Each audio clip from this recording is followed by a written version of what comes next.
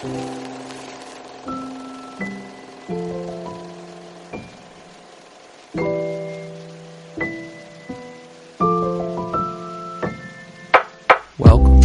to Cinema Surprise, presented by the Penny Bloom Podcast, where every week we celebrate film, and one of us never knows what's coming next.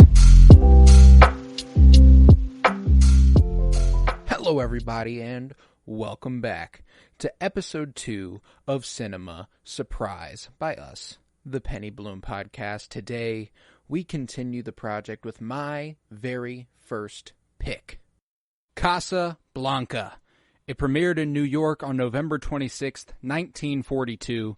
It's based on a play by Murray Burnett and Joan Allison, with a screenplay by Howard Koch, Philip G. Epstein, and Julius J. Epstein, and it is directed by Michael Curtis.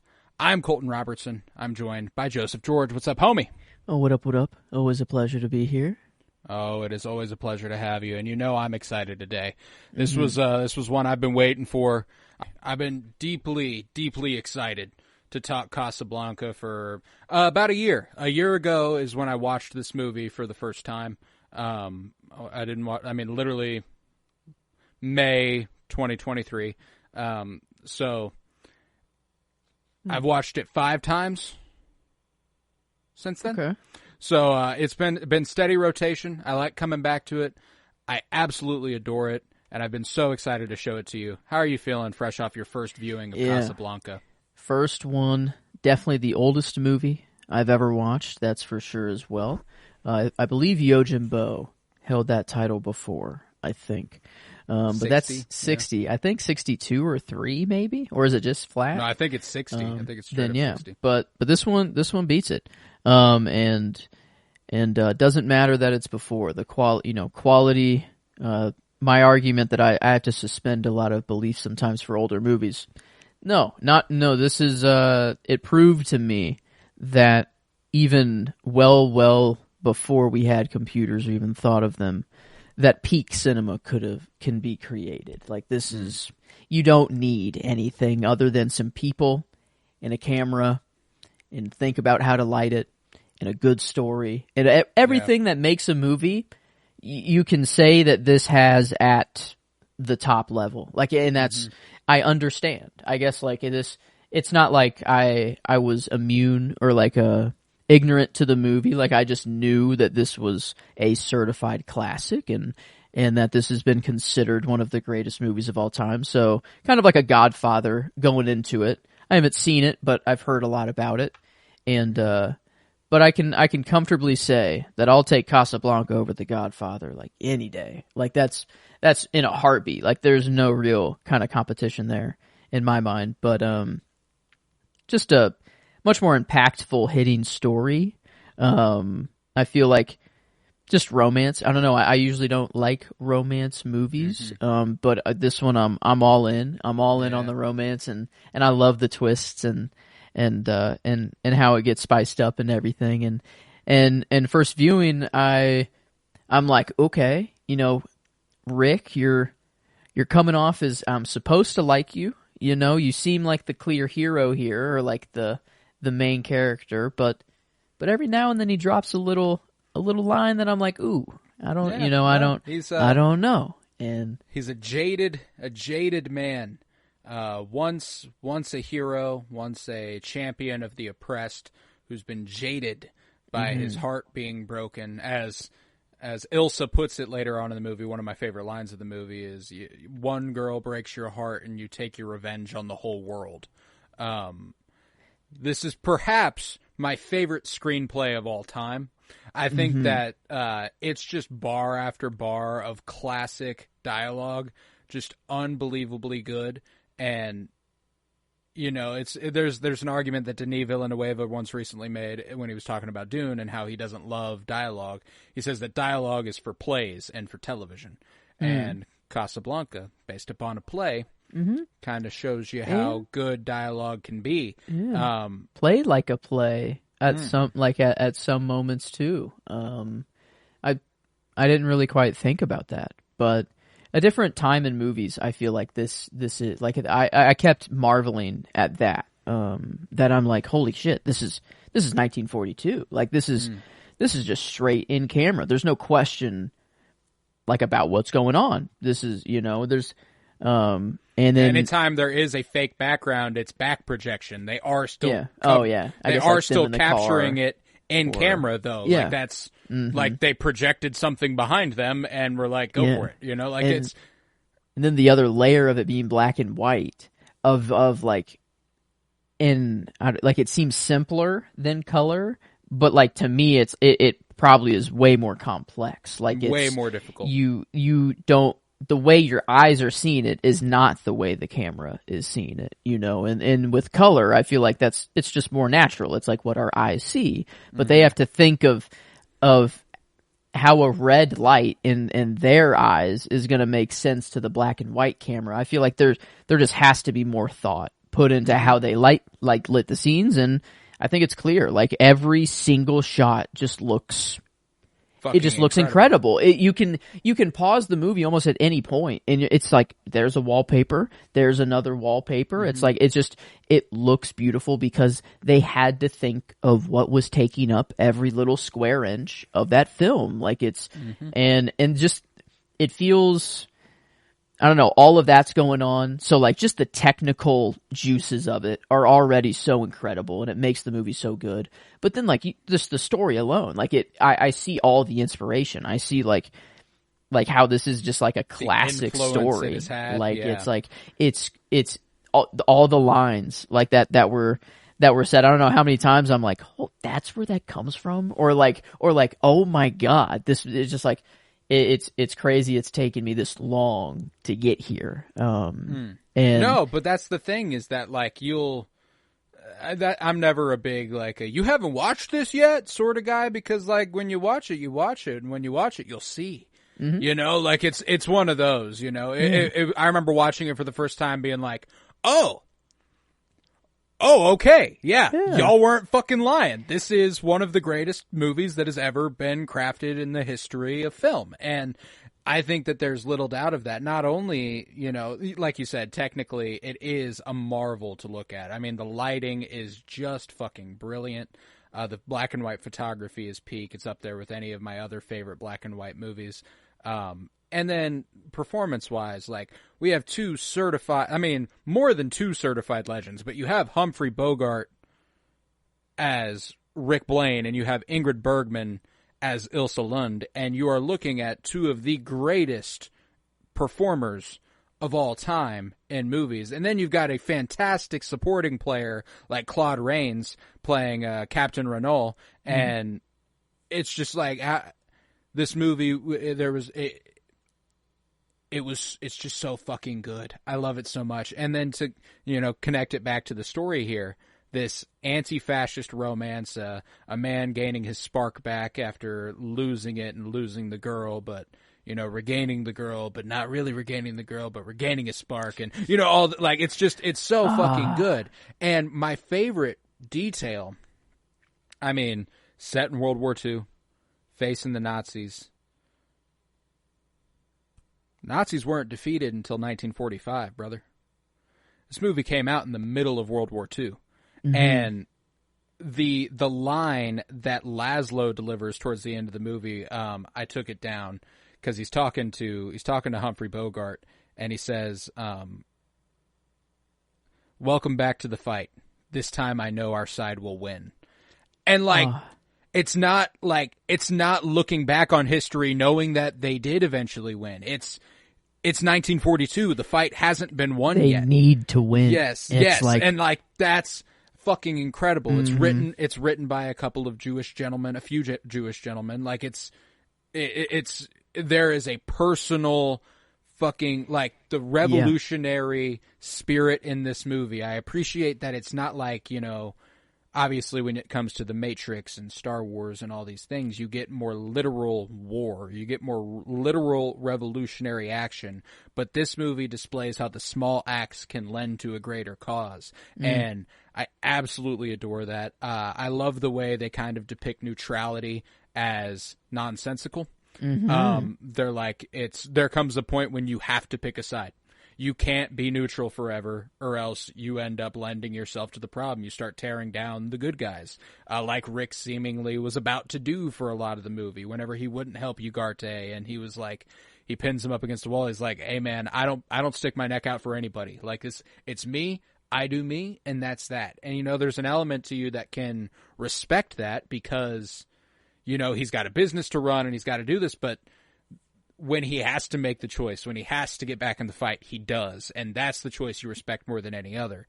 And that the part of the movie that displays that more than any other for me was when he helps the young couple win 2 bets in a row and get Black enough money. 22. Yes. Yeah. Get enough money to pay Captain Renault instead of the woman having to sleep with him, is kind of the wink, wink, nudge, nudge. And so he helps her out, and watching everybody in the room react to that, watching everybody go like, finally, like, yes, like they could respect him before, but this makes them love him, like this makes them go, doesn't someone run up to him and like, yes, oh, what you did there, like, that, like, and then that Russian behind the bar or something Sasha comes out and like, oh man, that was really cool. I mean, there were a lot of things that got me like, ooh, I don't know, Rick, but like that, it did swing me back on his side. Like, okay, you are good at heart then. Like deep down you want to be good. And Renault calls him out there, he's like, I've always had this idea of you as a, rash, sentimentalist. Like you, maybe it's just the romantic in me. I like to believe you killed a man. Like I adore the relationship Renault and Rick have, because it kind of, they're both terrible dudes. I mean, they're not both terrible dudes. One of them's a terrible guy and one of them's a neutral guy.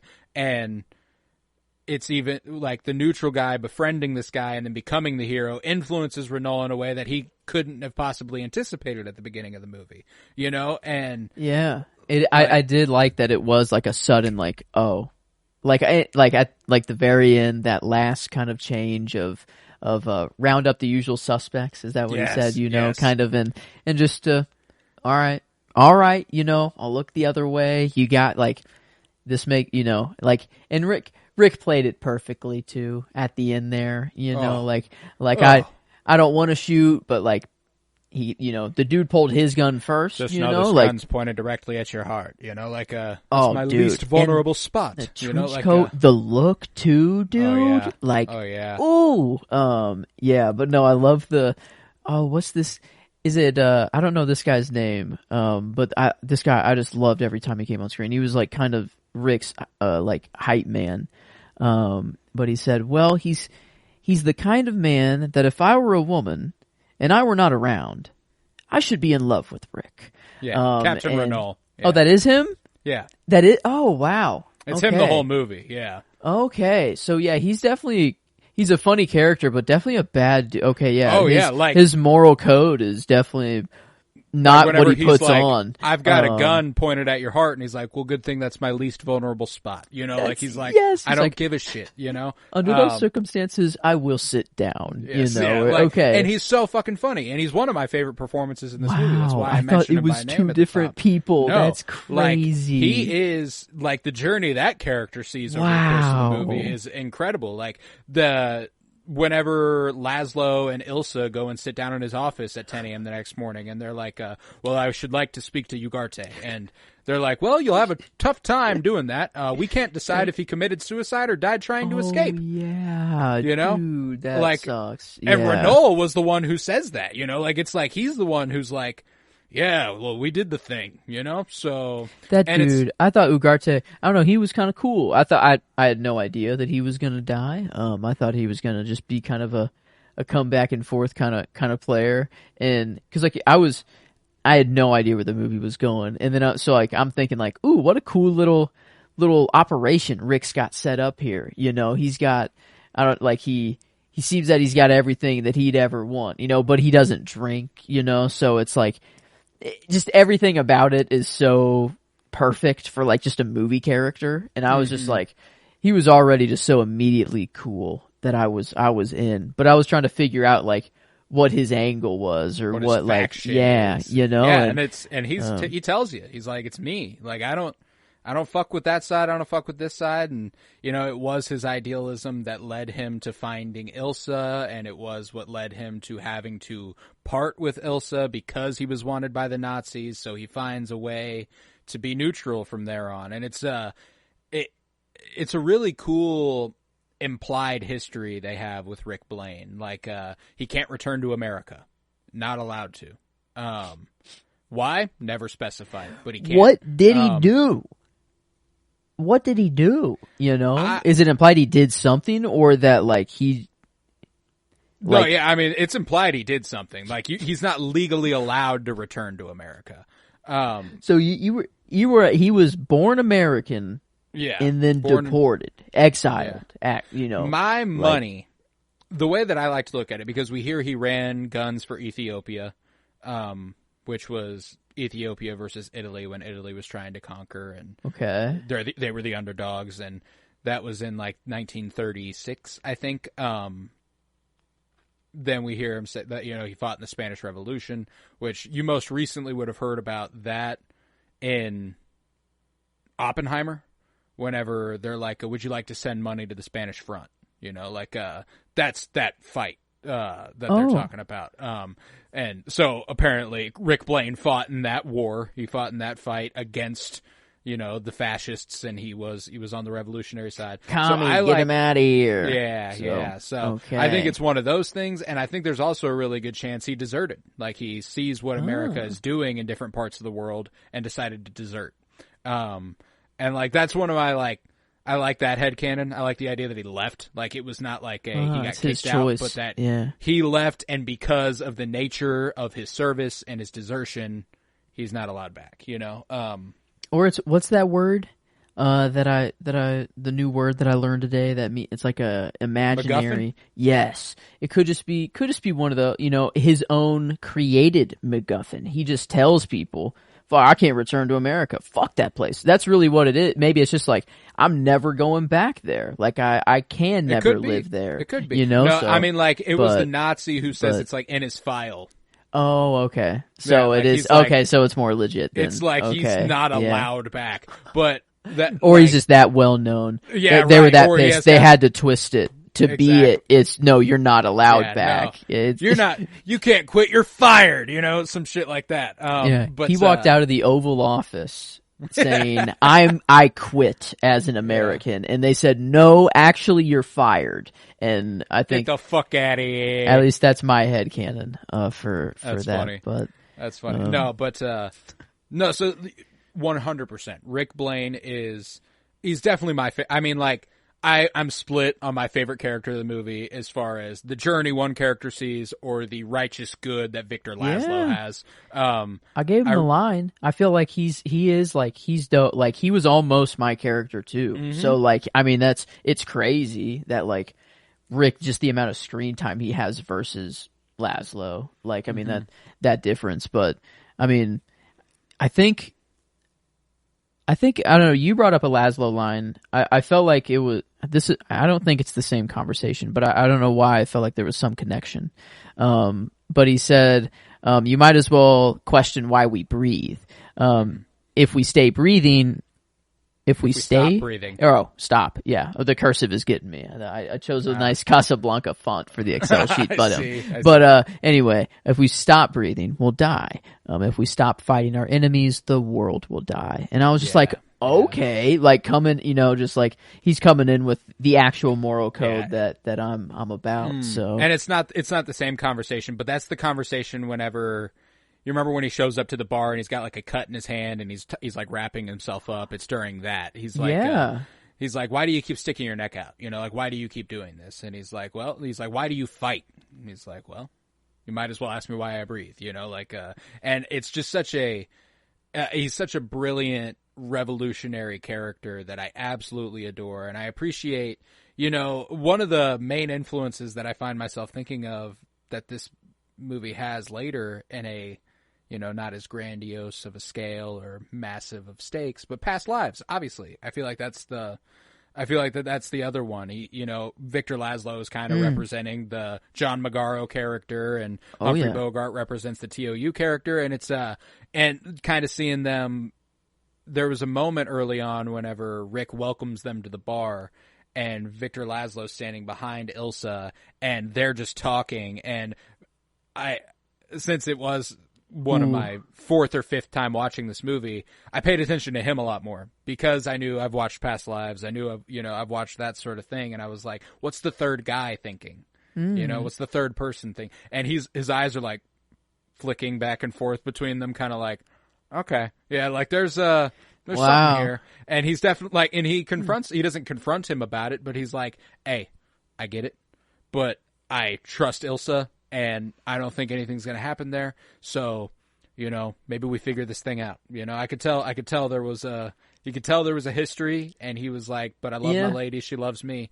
That was the only thing that I think I was like, no, Ilsa, like, why? And it was whenever, like, wasn't it to Laszlo? Like, when Laszlo was like, hey, I understand. Like, when I was in the concentration camp, for one, holy shit, and then he's like, I understand you get you get lonely. Like, I get that. Like, do you have anything to tell me?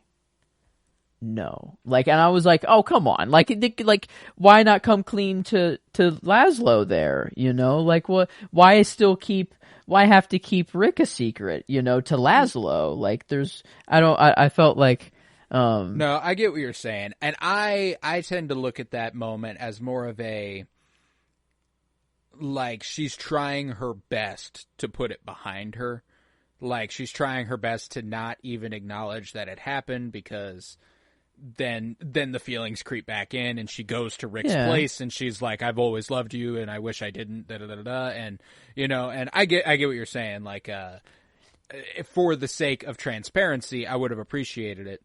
But I guess it's different that, like, it wasn't revealed quite yet, I don't think, that she believed that Laszlo was dead.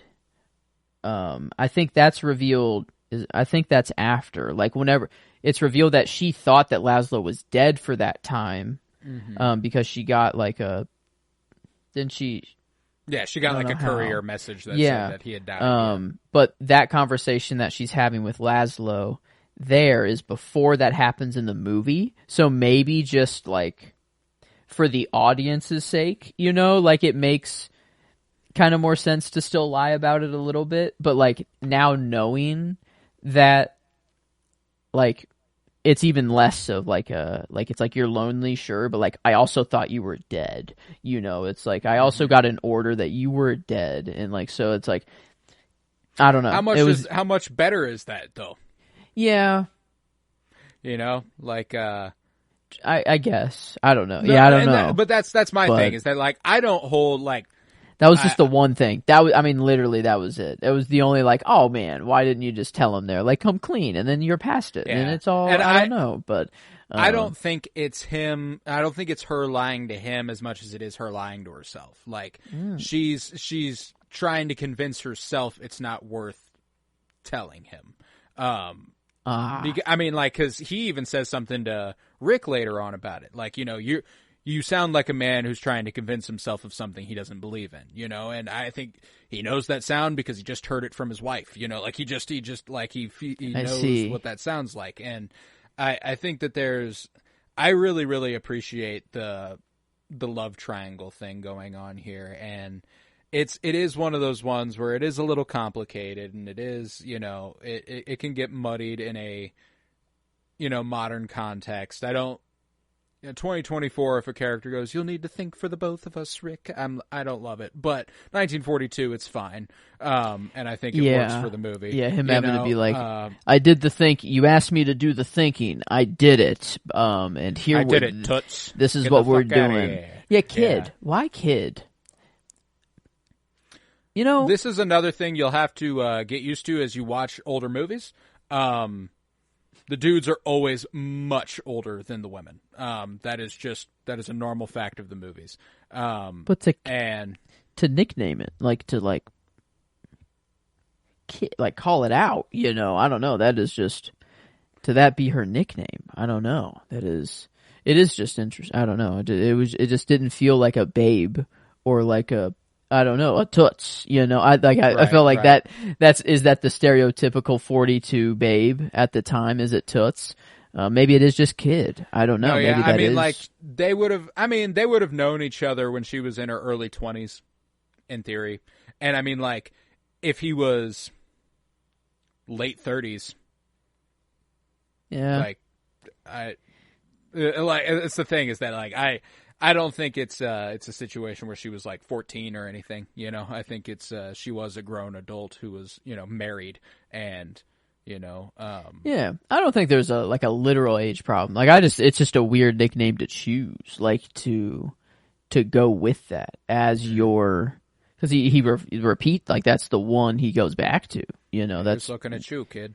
But I don't. Maybe it is just. Was that another one of those lines where you were like, "Oh, that's where that comes from"? Here's looking at you, kid. Yeah, there was. I mean, I don't know how many times it was. Like, not every single time it was like a holy fuck, but it was just like, oh my god, oh my, like, everything was just clicking. Like, it was like, oh, I'm seeing the movie. Like gin joints and all the towns and all the that one was nice to get to. Yeah, and this is the start of a very great, you know, beautiful, yeah. That one, Louis. I think this is the start of a beautiful friendship. Yeah, and I mean, it just made sense while I was watching. That was just a thing. Every time I ever, you know, I guess I paused a couple of times to text because I was very, very excited and wanted to break stuff down. And also, the only confusing part was the MacGuffin, I guess, for me, of the travel papers. And because I knew that, I guess, travel papers, I just figured like very important secretive document that happened to have 2 Germans killed that, you know, the dude came in and gave to Rick and was like, hey, hide these. Like, so I didn't really put much thought into like what the documents were themselves. I just like knew the idea of the movie that they were important and need to be hidden. Yeah. And then like whenever it became important to like, no, we need the documents now. I'm like, oh wait a minute. Like what actually are they? And then like, I didn't even think it was a MacGuffin at first. I thought like it was just, that's actually what MacGuffin. But thank you. I would have kept going on. But I actually thought it was like a legitimate thing that was like in history. Like it was that's how believable I guess it is. No, yeah. That's the other thing is that like, you know, how likely is it that Nazi Germany just like has papers that's like, yeah, actually, yeah, if you have this, you can fly through unabashed. It's fine. You know, like it's one of those things where like I really appreciate that being the, you know, a MacGuffin of the movie. It's a nice little fantasy object that is extremely important. Yeah. But it makes like the idea actually clicks. It tracks. Like yeah, it tracks completely. It's what they're trying to do. I mean, if they had full control, yeah, that's probably how it would be. Like especially if Casablanca, the flight from Casablanca is to America, they would have to fly directly over Europe, which is mostly occupied by Nazis. So it's one of those things where like if you wanted to travel through that airspace and it was the only way to America, you need these transit papers. At least the most likely way to survive that trip anyway. And I liked the transit papers thing. I love Sam. Love Sam. My boy real Sam. One. Oh, yeah, what a real motherfucker. And like, no, I actually forgot how to play that. No, I'm actually a little rusty on that. Actually, you know, he's like, oh, come on. He's like, come, just don't. Yeah, another little inspiration there. A little La La Land story-esque, you know, wrong. I felt like there was a little bit of a motif with the music there that carried through to La La Land. Yeah, and the whole wrong or right person, wrong time, you know, sort of thing. You know, I feel like there's some inspiration there, and that I feel like maybe they took just that piano part from this and then made it their barely own. Changed like, it. yeah, because it's not the whole time. It is just for like three or four notes, and then that's it. And then it goes into its own thing. But well, there's also a line in La La Land where they literally, like, on the lot where Emma Stone's character works, she goes, "You see those windows? Those are the windows Humphrey Bogart and Ingrid Bergman looked out of in Casablanca." Okay. On Emma Stone's wall, there's a giant painting of Ingrid Bergman if you go back and watch La La Land. Wow. Okay. Definitely an inspiration for that movie. And then, not to mention that Damien Chazelle went on to make Babylon, which was just about the golden age of Hollywood and the transition from silent films to talkies and then progressing into later years and just kind of a history of film. But it's very clearly a Sebastian, love for old cinema. A jazz club owner, or that's his whole thing. Yes. Okay. It makes sense. Casablanca, the root, a very root. There's not many things. What inspired Casablanca other than the play? I guess that's what.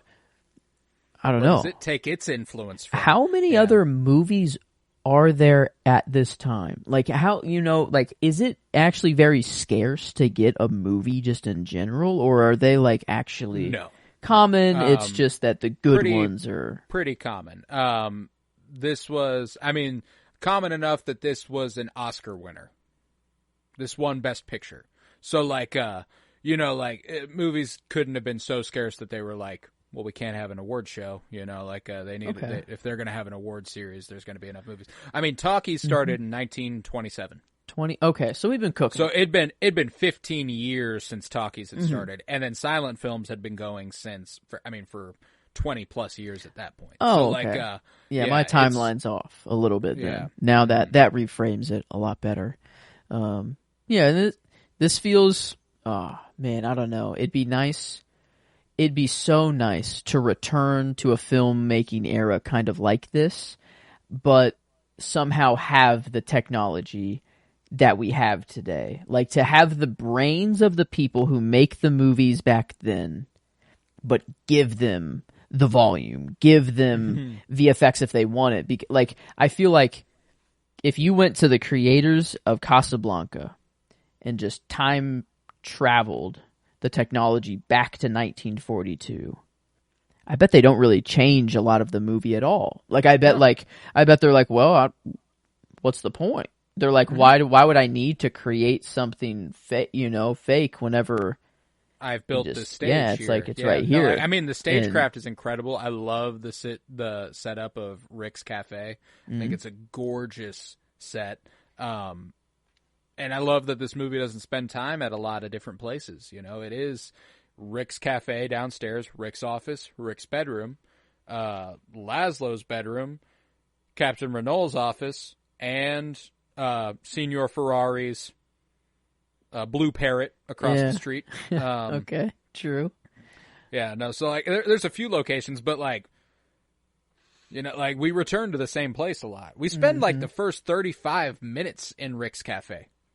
We spend a huge chunk of this movie at the beginning in Rick's Cafe. So it's one of those things where you go back and you give them that sort of technology. Maybe we get a flashback to a war scene where Humphrey Bogart was in the shit. It's that sort of stuff where what they have to work with, they're not going to fuck with, but that is a fun little, maybe you see Humphrey Bogart fighting in the Spanish Civil War. You see him running guns to Ethiopia. It would be interesting. No, and but that's the thing too, is that I don't think people have gotten less creative. I think the technology's just gotten easier for them to do these sorts of things. I actually wish that we could make modern filmmakers use these sorts of sensibilities. I appreciate, and there's certain situations where no, I don't wish that. I wouldn't want a big epic sci-fi action flick to be directed like it was made in 1942. That's designed for today. But I keep coming back to it because it's a good example. But La La Land, Past Lives, these things, they don't use that shit.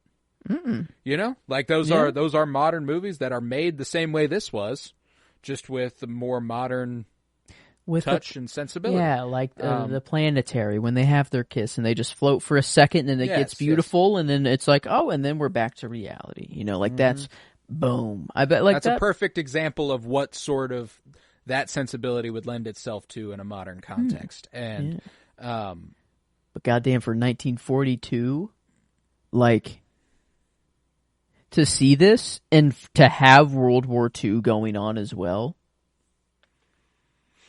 Oh my God. Yeah. Like, oh my God. Like that's just a hard, incredible, like I cannot put myself really in that mind. I don't know. I feel like we would need, like, I don't know. Are we due for the modern equivalent for a Casablanca right now? I mean, you know, did we get I'd one? I'd invite that. That's the thing, though, is that like there's a sensibility about who the villain is in World War II.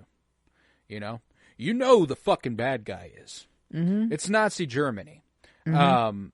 Every conflict kind of going on the world right now is a little too.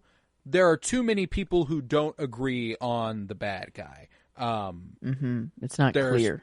There is a bad guy, and it is clear, but some of them don't think that way. It's not just one name. I mean, well, it's not the Nazis. Yeah, you know, it's just there's a badge they wore. There's a dude they honor. You know, I mean, it was and fuck. Do I wish that there was that? No. So like war is just all bad, but man, it'd be nice to have a common enemy. But even beyond that, I wish filmmakers and studios had the guts to make a movie like this. That's true. You know, that's something that's just not going to happen now. This is because we don't have a Nazi Germany, universally considered Nazi Germany.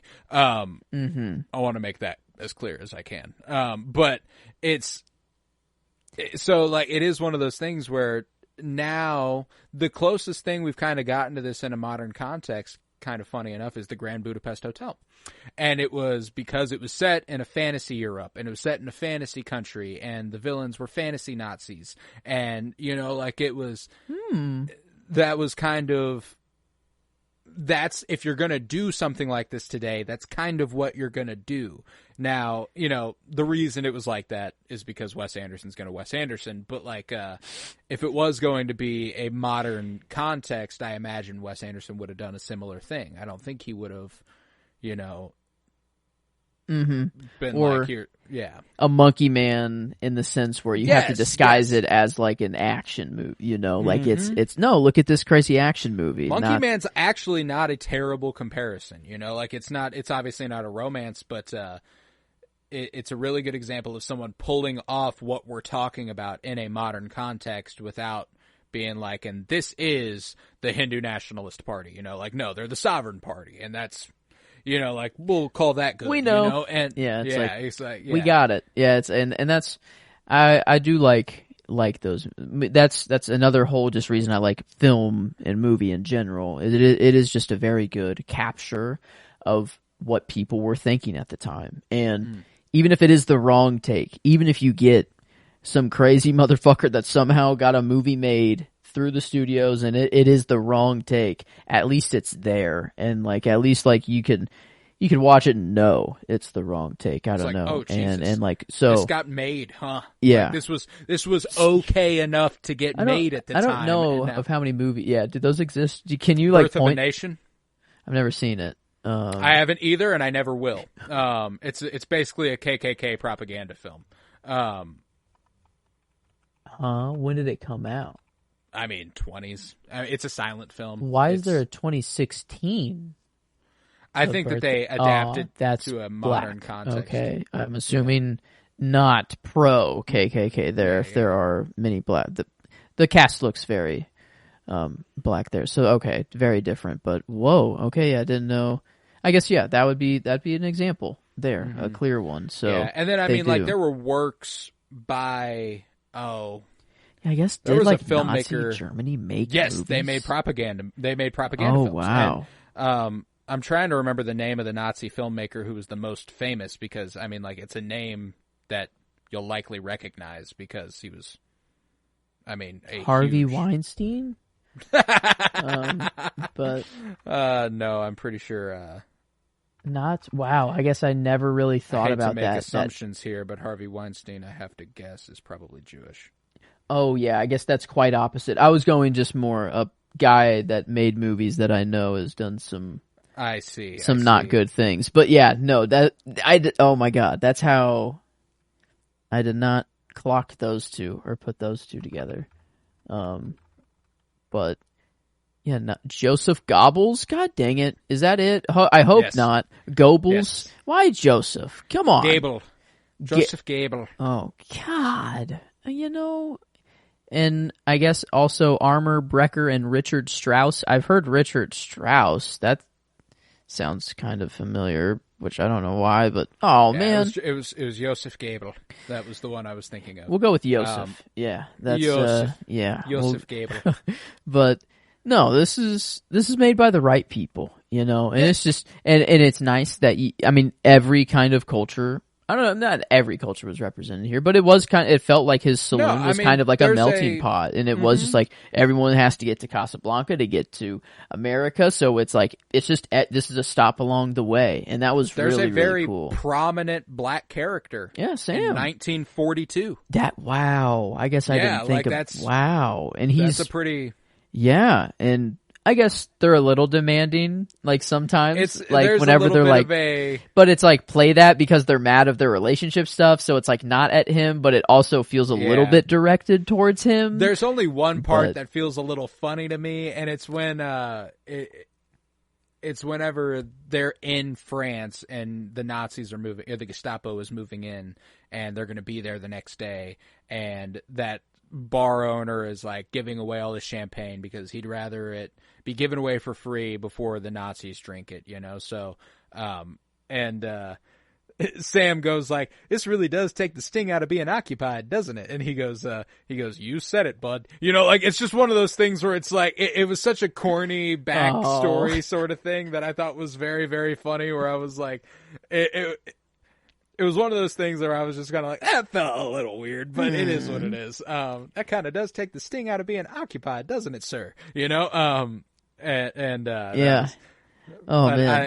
I mean, there was even an allusion to the fact that Signor Ferrari was going to sell Sam. Really? Don't think I clocked that. Oh, wow. At the beginning of the film, whenever he's like, are you selling this place? He's like, no. Well, are you selling Sam? And he's like, I don't trade in human beings. And he's like, that's what he meant. Oh, yeah. I thought it was just like to hire him to like to take him and just as his position or something. Because he also says, that's a shame because that's Casablanca's like #1 export is people. Like it's like so there's a side that Rick is not involved in, that Signor Ferrari, and I appreciate, they're like, we're just gonna have an Italian mobster in the middle of Casablanca. That's kind of fucking hilarious. Okay, so wow, it is like that. Yeah. Okay. Yeah, a lot of the bad people, I guess, are portrayed as like funny and whimsical, and like because like the I always forget his name. Is it just Captain? Renault, yeah. He seemed like a very joyful guy and nice at heart, but not quite. And then Ferrari as well. I guess he never really seems. He always swats a fly at the end, like whenever he goes off screen. Is like, okay, he's just a killer. I don't know, like it's okay. I guess makes sense. But that's the thing too, is that I'm gleaming that from that scene, because they also do cut to, Rick going up to Sam and being like, hey, you want to go work for Signor Ferrari? And he's like, no, I'm happy where I'm at. And he's like, he'll pay you twice as much as I do. And he goes, I don't have time to spend the money I make here. And it's one of the, like, it's like, oh, okay. So maybe it's unclear, but I kind of take it to be sort of a lawless land. And the law is corrupt, as Captain Renault makes clear. He's like, I'm a mere poor corrupt official. There's vultures everywhere. Look out for these vultures. As the whoever that guy is, I don't know, just stealing the wallets over and over, saying, "Look out for the vultures." And then the one dude who's like, he bumps into him and he like does the check. He's like, oh, okay, Yeah. I'm good. I'm good. The guy who's like a waiter and he's also for the cause there. Yeah, like I love that guy too. And I love that he's the one who Rick is like comfortable being like, hey, come up here, turn off this light here. And then he comes upstairs and Ilsa's there and he's like, all right, take her home. This, like that's the guy he trusts with that sort of thing. Like, and I think that's cool. But no, I mean, there's all sorts of stuff about this movie I love, and we've touched on the romance a bit, but I feel like we haven't really keyed in on it. I think that Ilsa and Rick's relationship is obviously the foundation of this movie, and I believe that I don't think there's ever been. I go to two examples, and I texted you this earlier. Mm-hmm. If you want to know how to photograph someone and make them look like the most beautiful person alive, Ingrid Bergman in Casablanca and Kate Winslet in the Titanic. I think that those two, they've got it down fucking pat. Probably, like semi-influence on Titanic, I would imagine as well. But there's, I love that Humphrey Bogart also comes off as a deeply attractive man, like I find him extremely attractive. Oh yeah, and he's not conventionally hot. Like Humphrey Bogart is a interesting and unique looking man. Ingrid Bergman is conventionally beautiful. Mm-hmm. Like there's very little about her that if you were like, all right, what is the pinnacle of the Western idea of beauty? It'd be like, okay, Ingrid Bergman. Humphrey Bogart's not that guy. He's not that guy, pal, but he's still fucking hot in this movie for some reason. And it's that presence that Humphrey Bogart brings to the role. Which is why when it came to choosing a performance, I had a really tough time. Because Humphrey Bogart as Rick Blaine, there's literally not another motherfucker who could have been Rick Blaine. Like Humphrey Bogart is that guy, like that is why that character is as cool as he is. But ultimately I went Ingrid Bergman. As Ilsa, I think that she is just unbelievably good, and she was definitely another character that I tried to pay a little more attention to on this most recent watch, and there's this moment where I love, after the flashback sequence, after, Rick's told Sam, like, she'll come back, she'll be back tonight, da-da-da-da, and Sam's like, she's not coming back, let's go, let's get out of here. When she, like, steps in the door frame, and she's, like, lit up, it's my shot right there. Oh, dude, it's fucking gorgeous. That's my shot. There's infinitely many shots. Like, pick any shot you want in the movie. But for some reason, this was just like, we're going to light her up. Like, it was the most kind of play. Like, it's like, she lit up the room. It was unnatural lighting. Yeah. And I think that, it's wonderful. I don't know. And it was just for a split second, too. It was quick, brief. She walks in, and it, like, shimmers, and then you're the on light her returns face. to what, and dude. then it's just, look at her. Like, oh, it's fucking brilliant. It's fucking brilliant. And I like to think that's kind of how, like, he's seeing her for a split second, and then he, like, reminds himself of what happened, and it goes back to reality and stuff. But it's whenever she, like, sits down with him, and they're going back and forth, and obviously he's extremely bitter. And she had her reasons, but she's not comfortable telling him about them, and, so on and so forth. But there's this moment, like, when he gets his last word in, and they linger on Ingrid Bergman's face for a second, and she's like, the combinations of emotions she is able to portray with her face in that moment, there's like a seething anger is kind of what primed to the surface for me, where she was like, and then she just gets up and leaves, and like it was so, like kind of like dude, like it was so good. Oh yeah, you coward, as she calls him later on. Because his last word, I think, is like, how many other men, other than him, or whatever. Like, how many were there in between, Yeah, like, I bet there were many. Go straight to him, or and at that time, he says, like, I suppose a woman like you wouldn't tell, or whatever. Yeah, at that time, I didn't even know that she thought Laszlo was dead. But like whenever Rick says this, I'm like, oh, dude, come on, Rick. I'm like, come on now, boy. Like, come on, dude. Like, I guess for leaving, that's what you could be mad for, is the initial abandonment with no explanation. I guess there was a card, What did the card say? It was just it was that I can't explain. Yeah. Yeah. Just know that I love you, So and it's just, I'm sorry, basically. yeah, it's just he didn't know. You know, you don't know until you know. And I think I learned that in just how good this movie is. I knew a kind of it was, but now that I just watched it, now I'm in the know. And now it just makes sense. Everything is just clear. But also, Rick, you know, that's why he is pissed. And then whenever he learns and he does the thinking for all of them, you know, because he's the man and he should. At least the plan he came up with was pretty cool, and it worked out. And it was and it awesome makes him the good end. guy, and it gives Ilsa what she needs, you know, whether, you know, it's for him to decide or not. But, you know, it is like it's one of those things where I mean, he can't go back to the States. That's already been made clear. He can't take these letters of transit anyway. It wouldn't make sense. So I appreciate that Rick is man enough to recognize that he's not the hero of this story.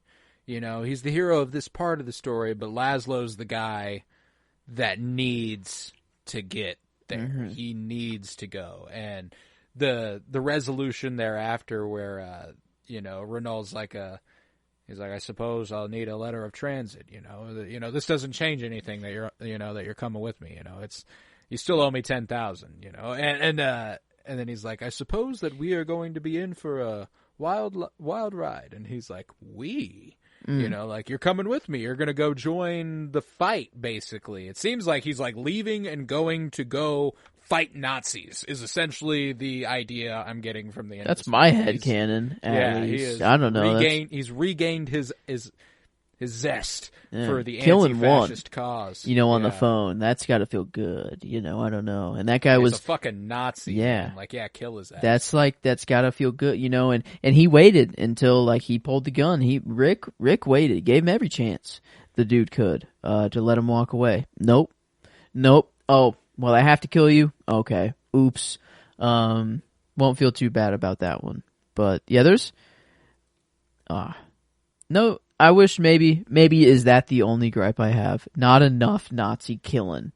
If I could just gotten some more Nazis dead, maybe it makes this an actual 10 that I can give critically. You know, I don't know. But that I did also tell you that, like, this is the first ever script or first ever. Like, I want to have, like, a script of this movie. I want to read it. I've never had that urge ever for a movie. There were just so many lines that I'm like... Oh, my God. I think I took down something like 25 quotes last night. So, here, I'll run through them. Whenever the General Strasser, I think is his name, hands him, like, his file, and he's, like, looking through, he goes, are my eyes really brown? You know, like, I love that little line. Oh. Yeah, that's what he keys in on. Yeah, I took down, Rick is the kind of man, if I were a woman and I were not around, I should be in love with Rick. I was like, okay, Captain Renault, maybe you're just in love with Rick. Mm-hmm. And then next I have, we read that you were killed 5 different times in 5 different places. And Laszlo says, as you see, it was true every single time. I'm like, that's a fucking bar. Damn. Like, I can't see Laszlo that, but that's dope did as fuck. Come in with the hard hitters. Yeah. Oh, dude. There's whenever Rick and Laszlo officially meet, and, you know, he's like, Rick, you're very famous around these parts, and he's like, oh, well, you're famous everywhere, and he's like, I like what you've done. He's like, I respect, you've done a really good job, and he's like, with what? Your work? He goes, oh, well, I try, and he goes, we all I succeed. I liked that line. Wow, that's nice. One of my favorite lines is whenever they're sitting at that table, Renault joins them. He's agreed to have a drink, and then he goes, I remember everything about that day. The Germans wore gray, you wore blue. That's a strong one. Whenever he's sitting there sulking in the dark, he goes, it's December 1941 in Casablanca. What time is it in New York? And Sam goes, my watch stopped. And he goes, I bet they're asleep in New York. I bet they're asleep all over America. And that leads straight into the most iconic quote of the movie, where it's of all the gin joints in all the towns in all the world. Like, that's the line that comes directly before. And I was like, It's December 1941 in Casablanca. What time is it in New York? Like, what the fuck? What the fuck? That's awesome. I don't know what you mean, but that rocks.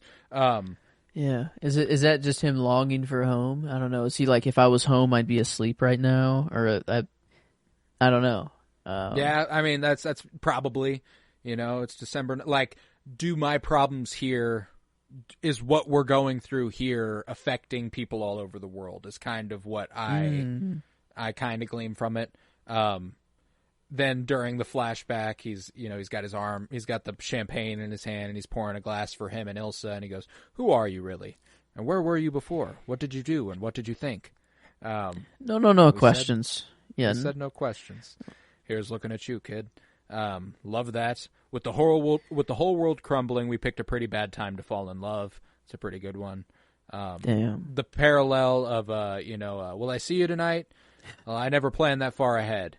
And then he goes, "What do you think? Can we get married?" During that flashback, and she goes, "That's too far ahead to plan." That's where it came from, man. Come on. Dude, it's a second watch good. is gonna be great. It's my so God. good. A second watch. It's infinitely rewatchable. I could watch this over and over and over. It would be a miracle to get you out of Casablanca, and the Germans have outlawed miracles.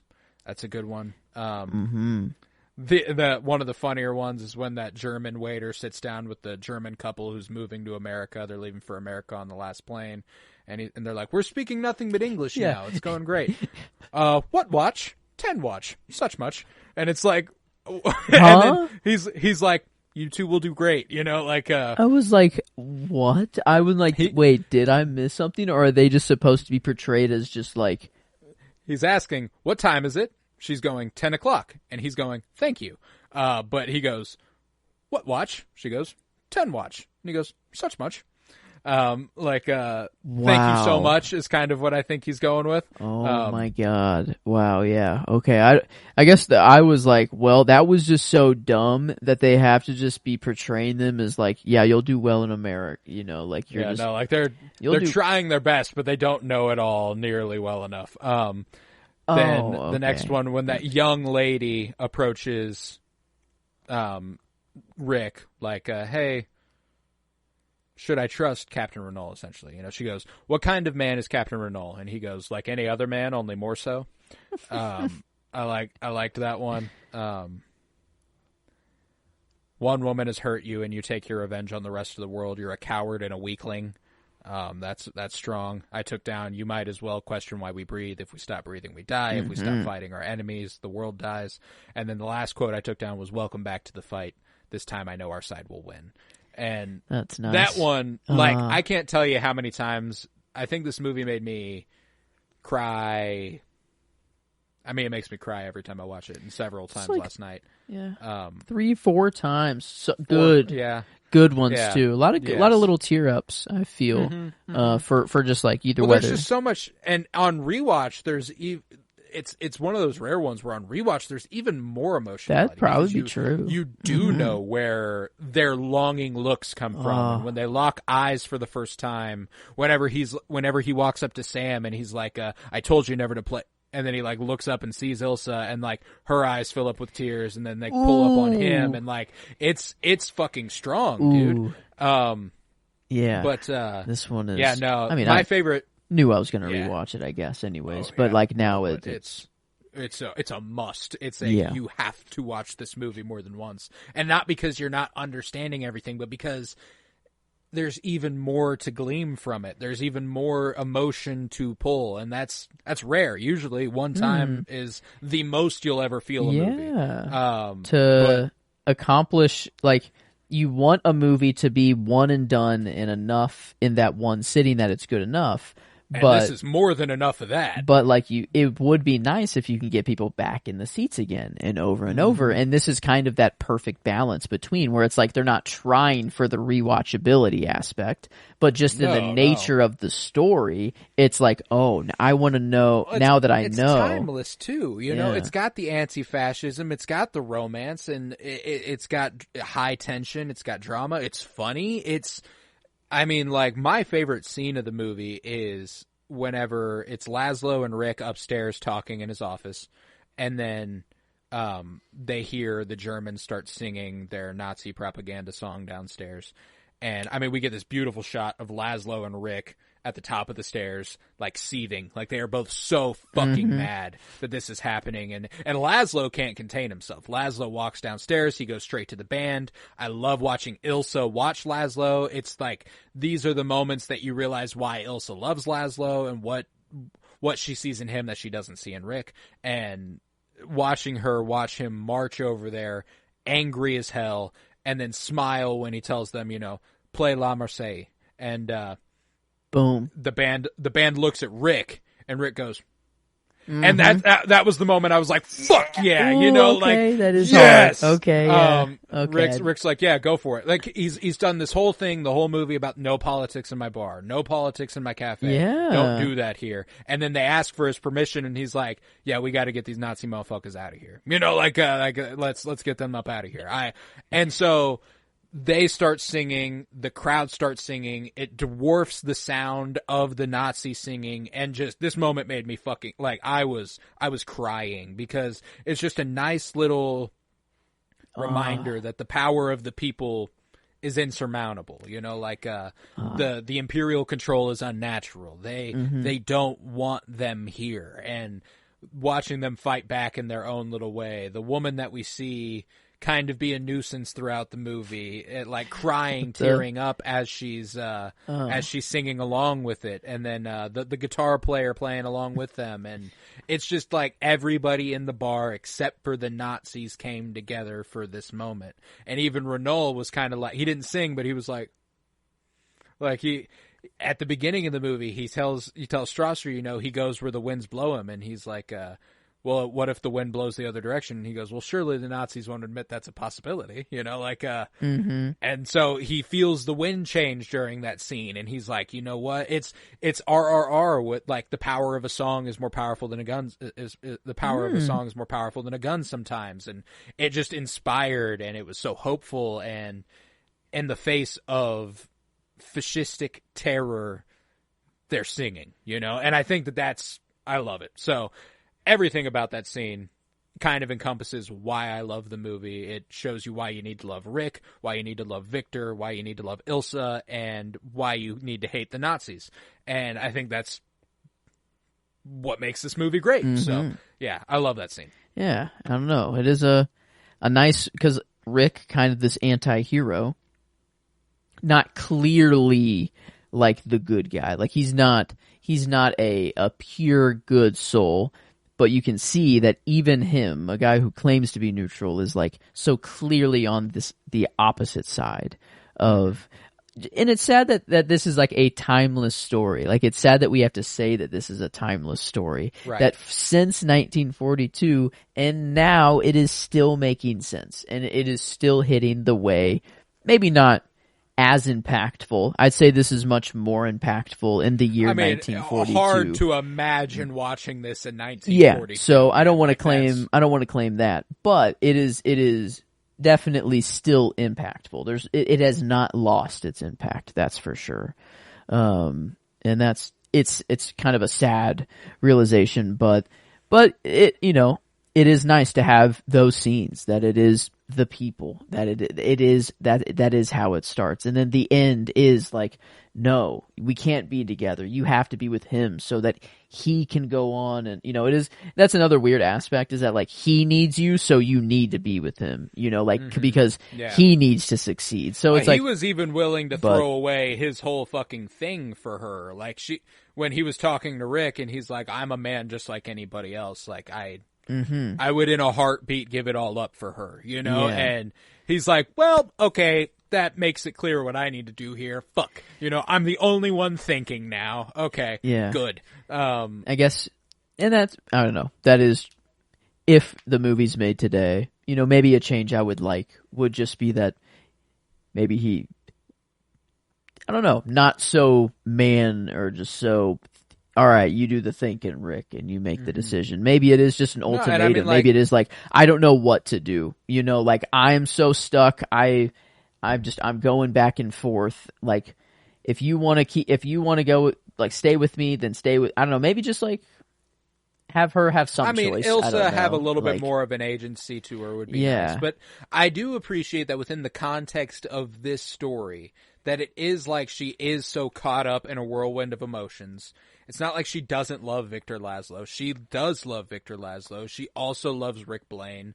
The person she can confidently talk to about both things is the man who's not her husband. So like she doesn't want to tell her husband like, hey, I think I'm still in love with this man I met while I thought you were dead. You know, like that makes sense. You know, it's, and so that's the thing, is that while it's complicated, it's deeply human, you know, like it is one of those things where in a modern context, yes, Ilsa Lund would probably have a degree more of agency. She probably wouldn't be weeping into Rick's arms going, you must think for the both of us now. You know, like, she probably wouldn't be doing that, but within the context of the story, I find that it works just fine, you know, and, especially given the time, that's one of those things that suspending belief going backwards is kind of suspending modern sensibility as well. And it works for the story, it's though. Impressive. Oh, yeah, like it does. And it's impressive that you don't have to do much of that in this. Like, this movie is pretty... It holds up in a way that is not, like, offensive in like, any actually category. being there like, yes, like is a thought that I didn't have, because, but 1942, that's probably not the norm at all. Like, when... Yeah, no. Like, yeah, I mean, that's... I mean, the civil rights movement isn't for 20 years. You know? Like, it's... Wow. It's a while away. We're still in the throes of Jim Crow era politics. Man, it's really all the classics seem to, or just timeless movies. They just seem to you know, they seem to have it. I don't know. You know, it's just... They've got a good head on their shoulders as to what morals are. You know, it's it seems like... Seems to be a constant throughout all just things that are considered, wow, that's great. I don't know. But yeah, this... I mean, this is just the second stop on this project, which is crazy. You know, we are two in. I knew I was going to enjoy my first one no matter what, because it was my pick. But like, this is, I don't know. We can go I'm kind of maybe a little disappointed, and is there literally anything better? I don't think so. That is the concern here. We have reached peak. I think as far as what my top 5 favorite movies are, this was probably the only one you hadn't seen. You know, like that was part of why I needed to get it in. I was like, of my top 5 favorite movies, I'm like, off the top of my head, Everything Ever Once, Titanic, this, fucking a Wes Anderson movie, and a Star Wars movie. You've seen all of those, you know, like it's, but Casablanca, you hadn't. So I was like, that is the one we gotta go on. And the other thing too is that now it influences my choices later on. I kind of wanted to take this opportunity. You know, I remember back with our 2023 ranking and our awards and stuff, we talked about past lives so passionately and how it kind of opened you up to romance movies. And so many of my favorite movies of all time are romance movies, but I don't know how much I want to get bogged down in only doing romance movies for mine. So it's one of those things where I'm caught up. I have an idea of what my next movie is for a couple weeks from now, but even then I'm not entirely like, no matter where I go, we're going a step down from definitely, Casablanca, and that's something you got to be prepared for. And I know next week is definitely it is. I mean, anything actually is a step down. Yeah, no, like that's the thing is I'm hard pressed to tell you that this isn't my favorite film of all time. You know, like I watch it, and every time I watch it, I feel warm. I feel good. I feel like there is. It is like that is at the end. I did just feel so light. Like I felt just so like, oh my God. I was supposed to watch this movie. You know what I'm like? It's one of those things where it's like, we've said this a few times, but I genuinely, and again, aside from probably Titanic, it's the one I would compare closest to it is like, this is what movies are for, you know, like this is why we make movies. This is why we tell stories through the visual medium. And I adore it, man. I don't think that there is like, it's one of those things where I kind of keep Everything Everywhere All at Once at the top of my list because I kind of like came out of the theater going, that's my favorite movie of all time. But and I'm sure when I rewatch it, I'll feel that way again. But like at this second, if you ask me what my favorite movie of all time is, I'm gonna go Casablanca. You know. Yeah. I don't blame you, and that's why every single movie that we've watched just recently, like Mad Max, is a perfect example. I think of that's what movies are for, but not in the same way that this is what movies are for. There's many different reasons why movies exist, and this is, I don't know, this is a different vein. This is another just a classic story that is so impactful and that is just human, but is timeless, and we're talking about it in 2024, and it has this almost the same impact as it did in 1942. Yeah, that's what's interesting about Fury Road. Like in like that is also what movies are for. You know, like it's a great example of how versatile the medium of movies is. And like you could argue that's taking the advantages of a modern Hollywood and a modern filmmaking and going, well, now I'm going to do the craziest shit we've ever thought possible. Let's just see what the fuck we can do. That's Fury Road. That's Way of the Water. That's Top Gun Maverick. You know, like all of those are what movies for. You know, like that's what movies are for. But like those are obviously not Casablanca. Those aren't the same type of thing. You know, and I think that's why I fucking love film, man. That's why I love movies. And it's just there are so many examples you can point to and go, this is why we make movies. You know, this is why we make movies. This is why we make movies. That's why there is no one favorite movie of all time. You know, that doesn't exist. And even 5 doesn't really do it. You know, it's like no. I'm like I've it's talked a starter about this pack pretty much every week. Yeah, like my favorite movies ever list on Letterboxd is 300 movies long. Like that's 300. Like that's so many movies. You know, like that's yeah. What do you mean favorite? Like I mean, like I've watched over 1,500, over 2,000 at this point. I think. Wow. By now, so it's like 300's not that many of them. No. Like it sounds like a lot at first, but then that's just how good movies can get. When we did our top 100, you know, you got to 100 and you were like, oh, damn, fuck. Yeah. You know, and I thought I was limited myself. Yeah, and I was like, oh my God, I'm having to limit myself, you know. And yeah, we're at a point now where it would be impossible to do a top 100 again. We're going to have to up that ante. Yeah, no. I don't even want to think. Like, I don't even know, but I guess I do know. No, I do know where this does stand. This is like comfortably top 20. Like I know that for sure. But like it's top 10. Like this is like you're like hold on a second. Yeah, like no, that's what's so special about this movie is that I don't know a single soul I could show this to and then be like, it was just okay. Like that's how good this, and like the only reason someone would feel that way is because of the classic shit you hear. I don't like black and white movies. It's too old.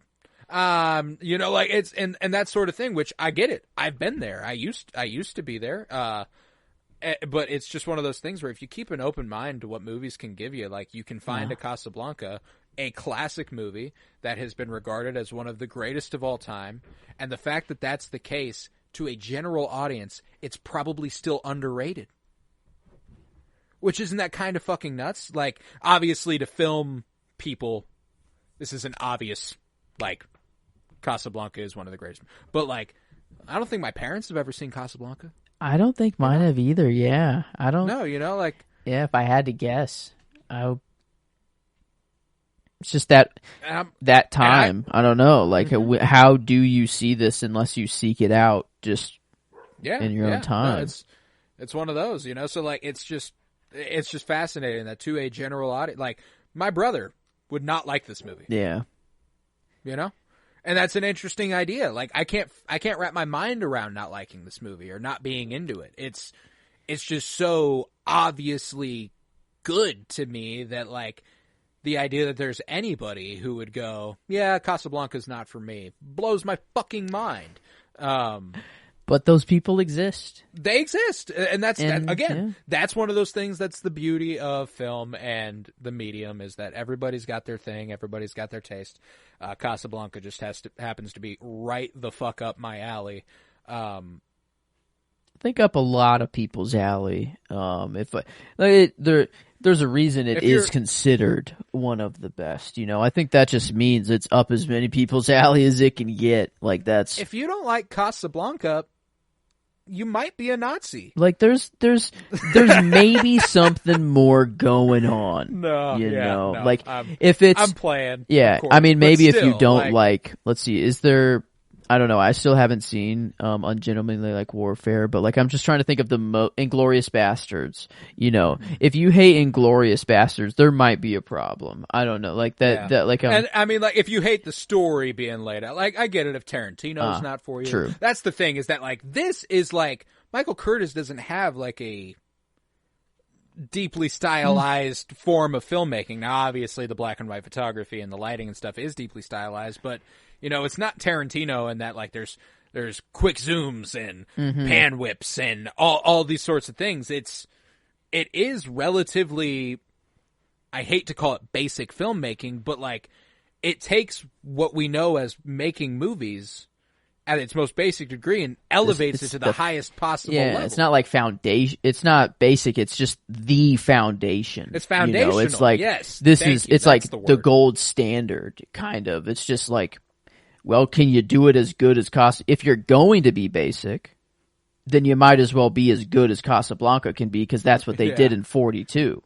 You know, so like I think these are the sorts of things that were semi-limited by time. I mean, there's some shots in like Citizen Kane and Touch of Evil that Orson Welles pulls off that's like, what the fuck?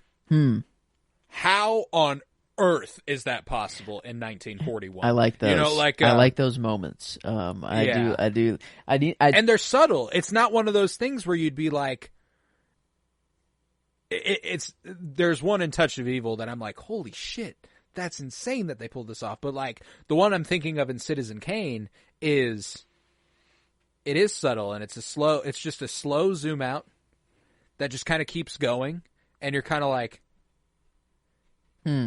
wait, hold the fucking phone. And like, it's just like, it just keeps going from outside into a room and then to two people at a table and it goes between the people to get them in frame. And you're like, it's one of those things that like, it might not stand out to a lot of people, but like there are other people who will be like, holy shit, what the fuck just happened there? Like, how did you do that? So that's the thing is that like, it is possible to go above and beyond in a way that the camera doesn't really attempt to do in Casablanca. It is but you know, it is based off a play. It is very, you know, it's stagecraft and I think it's well edited, but it's not over edited by any stretch of the imagination. There's long takes where they let the actors act, you know, and I think that's like, there's one scene where I mean, they have like a perfect mirror for both the scenes. One where Ingrid Bergman's sitting on the couch and Humphrey Bogart's in the background and they talk and then they come back around. Like,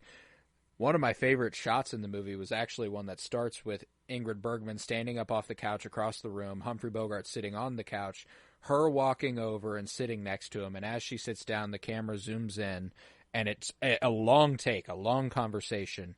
And they end up sitting face to face and kissing by the end of the scene, where there was no cuts, and it wasn't like a huge giant oneer, you know. It wouldn't be like whoa, look at how fucking crazy this was. No, like it was subtle, it was pretty, it was well performed, and like that's more of an acting oneer than like like that's the more impressive part there. And I think that also just really helps, like just sitting with the characters and actors longer. You get to understand their thought process and all that. And it is really like this. It's an hour and 40 minutes, but like, man, I don't like it. It did not seem like it was almost 2 hours long. Like I feel like hour 40 is just kind of also they hit the nail on the head. Like if you can make a movie in an hour 45. That's like the attention span. Yeah, exactly. Like that's boom. Like that's just another gold standard. Like another just kind of foundational thing that maybe, I don't know, was that the normal before an hour 45? I don't know, but it feels like movies. Yeah, you know. I feel like that's just a human attention span thing, maybe because I mean, 3-hour movies. The Batman, Oppenheimer. There are 3-hour movies, Dune, that I can very, very much get behind. But if they can be done in an hour or 45 minutes with the same impact and story, I mean, I'd rather take that. I mean, more time spent with the Batman. I don't know. Maybe I do like the length. I don't know. No, it is. But every movie is its own thing. Like this movie, if it is 2.5 hours, I'm like, what do you even add? Like that's how concise this movie is. Mm-hmm. It is so like the backstory, the entire backstory is like 4.5 minutes. The flashback sequence where they're like, oh, here's Ilsa and him falling in love, and here's Ilsa leaving him, and that's like 5 minutes of the movie. That is actually done relatively. It's one, it's one little sequence in the middle of a bigger scene where he's sitting at that fucking chair sulking, and like it's not like you return to reality and you're like, oh yeah, he's sitting in this chair. Like no, you knew he was in that fucking chair, remembering this. Those were my favorite parts of the movie. Right, well, the first scene I took down was whenever. As time goes by, is first sung, like that's the first cry I had, is whenever Ilsa recommends it and says play it, and then she starts to kind of tear up, and I was just like, oh my god, I don't even know the history yet, but I assume, I was like, I kind of got the idea, that she was long, it was very... that's it's one like, of those ones where you watch it a second time and you'll be like, oh. So I already cried the first time without knowing the history, and then I got the history, and I'm like, oh, what a classic just falling in love montage here. That was just, and it was nice. And then like actually meaningful moment, like conversations they had of like, no questions, we agreed. And then like slowly getting to know each other a little more. I don't know, and barely getting to know I guess each true. Other. Honestly, maybe that's like their the downfall of it all is that no questions were asked, but very brief, I guess, and whole different husband involved and thought he was dead. A lot of, there are moving parts, but for that time in Paris, for just that time, it's just Paris, and that's what he says at the end. We'll always is like, have Paris. Yeah, we'll always have it, and it's. And we got it back last night. Yeah, we didn't. Here in Casablanca. Yeah, we lost it for a little bit, but. It's back. We got it back. It's back, and that, I don't know. It's a good.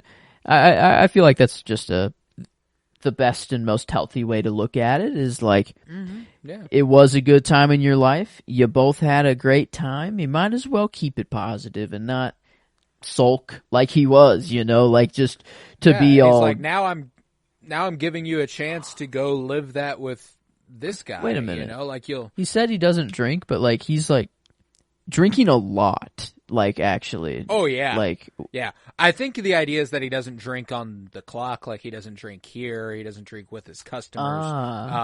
Strasser even asks him, like, what's your nationality? And he goes, I'm a drunkard. Okay. So it's no Renault surprise. Goes, that makes him a man of the world. Which is very, very funny. It's Rick Blaine. I love Claude. I love Claude Rains too, the actor who plays Captain Renault. He's actually, I think, of the main cast here, probably the one I've seen the most in most stuff. Watched a few Humphrey Bogart movies.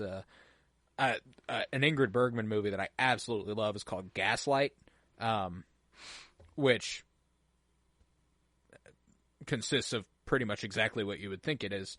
But it was made in the 40s, so it's kind of like, wow, I didn't know that terminology was around. Is that where it's from? Ago. Is that like I'm curious. I don't know, because there's also a literal gaslight that is important to the movie. So it's like 1944. Wow. Yeah, I'm like, because of the content of the movie, did that become known as gaslighting because it was in the movie Gaslight? I don't know. 1938, I guess, a play called Gaslight that was later adapted into the movie, the film. So I guess that is okay. So it is based off that. That's dope. Really good movie. Strongly recommend it, especially if you dug Ingrid Bergman in this. She's also in the Sidney Lumet Murder on the Orient Express. That was in like the 70s though, so she's a talent. Oh wow, okay, long spanning then. Yeah, she's got Notorious and Spellbound, I guess, are her other known ones for the time. 45 and 46. Like Spellbound, I've heard a lot of really good things about. I've just never seen it.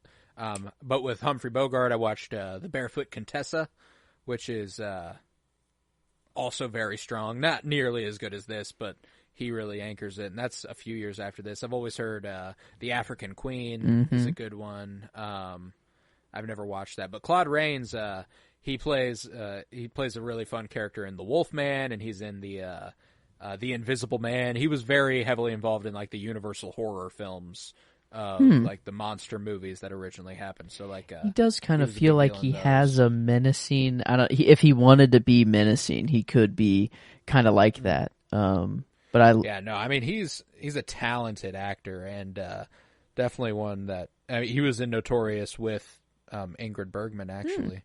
I'm trying to remember. I feel like there's one more that I saw him in. And I cannot remember what it was off the top of my head. Maybe it was just Wolfman. Like I remember watching it and being like, "Holy shit!" A Lonely Place, To Have and Have Not. Renault. No, I think it was just the Wolfman, and the Invisible Man. Let's see. But, did the Kansas City Film Critics Circle Award even exist at this time? I don't know. We didn't give it anything if it did, which is blasphemy. But I'm just going to go with that. I don't think it existed in 1940-something. Ingrid Bergman was snubbed. No nominee. What? Claude Rains was nominated and Humphrey Bogart was nominated, but no Ingrid Bergman. But it did win Best Screenplay, Best Director, and Best Picture, which I can agree wholeheartedly. Yeah. On all of the above. Yeah, we're firing on all cylinders here. Yeah, this was just the movie. It feel like this is if I needed to define movies in one, and I can just point to one, I think I just point the movie. Yeah, I don't. Yeah. Is there another movie to you that feels more movie than Casablanca? I'm like literally Casablanca. Like I kept coming back to Titanic. Titanic is the only other one I would be like, ooh, that's as much a movie. You got a love story and a tragedy rolled into one, and you can only do that, capture that. I like that. I like Titanic. That's a really good. And they know how to shoot romance women. Is kind of quintessential. Man. Yeah, romance is kind of a quintessential film thing for me, and storytelling thing, just in general. I feel like any story can be elevated by a quality romance. It's like there are very few stories that feel like they couldn't benefit from a good romance in them. And Casablanca and Titanic just happen to be two of my 3 favorite movies of all time. So... that is what it is, but makes sense. It tracks. Indeed. It does track. Is that it? Do we think we're good? I don't think I gave my shot officially. It was just one of those ones that I remember watching for the first time, being like, "Oh, sick! Love that!" It's whenever Renault and Rick go up to his office because somebody just won $20,000. And they were like, "Oh, what the fuck, man?" Like, Rick's like, "What happened there?" And he's like, "I don't know. I'm sorry. Like, I know it's not supposed to happen like that." And he's like, "No, it's okay. Shit happens. Sometimes people win. Even we can't guess the odds sometimes." But they get up there, and he gets into a safe. And I love that they don't show us him getting into a safe because it's private. But they show like a really sharp silhouetted shadow on the wall as Renault is like standing there facing the same direction, and it's like, oh, it's fucking awesome. Just one of those ones where I go, oh, it's just like, I remember it stood out really strong on my first viewing, so I always get really excited for it in every single watch I've done after that. So that's why it's my favorite shot, is because it was my favorite shot the first time I watched it. Yeah, I mean, there were many times. But like you said, the visuals in this movie are fucking bonkers. Yeah. If I wasn't distracted by the performances or the good writing or everything else, and then I could just sit back and be like, appreciate the nice shot that happened.